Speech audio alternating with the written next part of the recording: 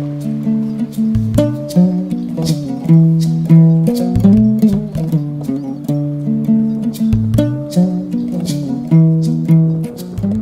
un vrai paradis pour les oiseaux. Le parc national du Diaoling, à l'extrême sud du pays. Ici, le fleuve Sénégal et l'océan Atlantique se rencontrent. C'est un lieu de nidification préféré pour beaucoup d'oiseaux.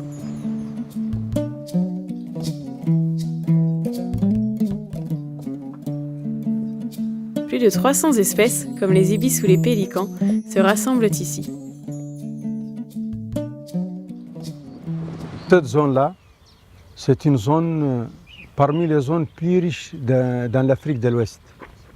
Mais elle a vécu beaucoup des enjeux ou beaucoup de problèmes. La construction du barrage, après la construction des digues qui ont empêché la remontée de l'eau. La construction du barrage d'Yama du fleuve Sénégal a eu des impacts sur l'environnement. Il n'y avait plus ce mélange d'eau salée et douce qui attirait tant d'oiseaux et de poissons. En plus, le sol s'est dégradé rapidement. Pour protéger ce biotope quasi unique dans la zone sahélienne, le gouvernement a créé le parc national du Diaoling. Des ouvrages ont été installés pour recréer un écosystème plus équilibré. Mais sans entretien, ils se sont dégradés, ne permettant plus une gestion optimale de l'eau.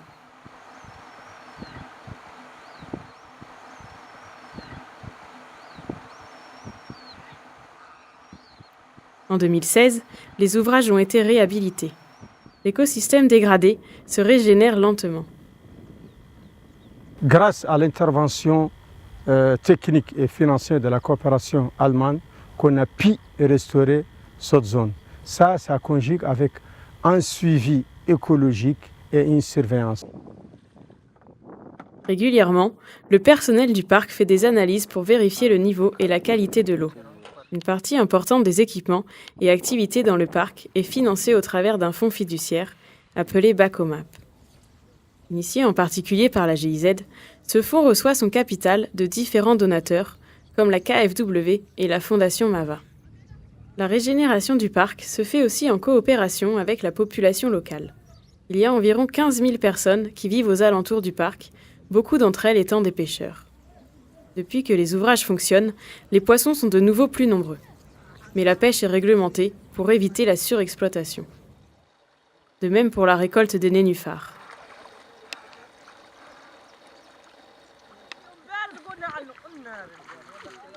C'est seulement pendant quelques périodes de l'année que les femmes peuvent entrer dans l'eau pour cueillir les fruits des nénuphars. Au travers d'une formation, elles ont appris à les transformer. D'abord, chair et graines sont séparées. Une fois séchées, les graines donnent du couscous.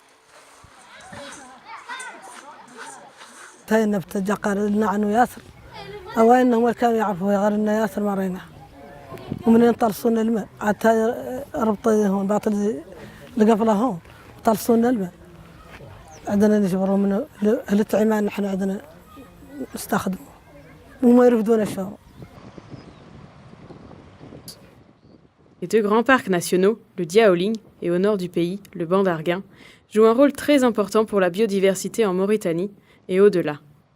Ils couvrent une partie majeure du littoral mauritanien qui s'étire sur 750 km et qui est une halte hivernale pour plus de 3 millions d'oiseaux migrateurs venant du nord de l'Europe et d'Allemagne.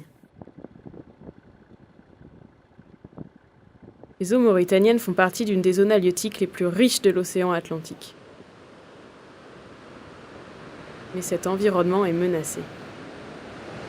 L'exploitation qui a déjà commencé de certains minerais, mais aussi l'exploitation pétrolière et gazière future, l'exploration aussi et la pression des populations sur les côtes. Ce sont des enjeux assez importants qui méritent de la part de tous une prise de conscience d'un côté, mais aussi la création d'un nouveau réseau d'aires marines protégées qui garantissent l'intégrité du littoral mauritanien. Le Bacomap investit sur le marché financier. Les revenus du capital sont utilisés pour appuyer les deux parcs à améliorer leur gestion et à maintenir la valeur écologique de leur patrimoine. Aujourd'hui, ce maintien n'est pas toujours assuré. Dans la zone maintenant, il y a 5 ou 7 surveillants, ce n'est pas suffisant.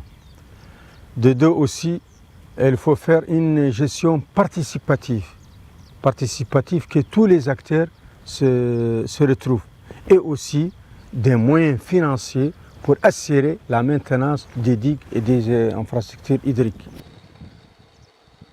Néanmoins, au Diaoling comme au banc d'Arguin, les premiers pas sont encourageants, sur les plans environnementaux et financiers. La biodiversité marine et côtière est une richesse énorme de la Mauritanie qui dépasse largement la frontière des deux parcs. Toute rupture de leur équilibre écologique aurait des répercussions d'Afrique de l'Ouest jusqu'en Europe. Il reste à la Mauritanie, avec l'appui de la communauté internationale, à créer les formes de gestion et de financement qui permettront de préserver cette immense richesse naturelle pour l'environnement et le développement durable du pays.